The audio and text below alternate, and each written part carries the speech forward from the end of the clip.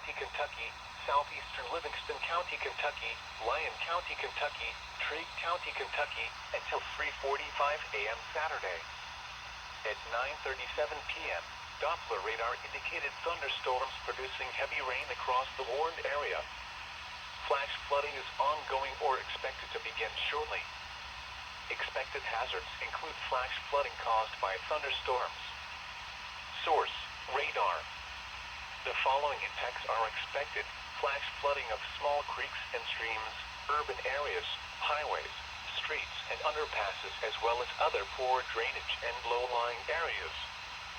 Some locations that will experience flash flooding include Hopkinsville, Madisonville, Oak Grove, Princeton, Central City, Dawson Springs, Cadiz, Eddyville, Elkton, Fort Campbell, Energy Lake Campground, Woodland Nature Station, Cravens Bay Campground, Wranglers Campground, Land Between the Lakes area, Golden Pond Visitor Center, Turkey Bay, DeLumbers Bay Campground, Birmingham Ferry Recreation Area and Hillman Ferry Campground.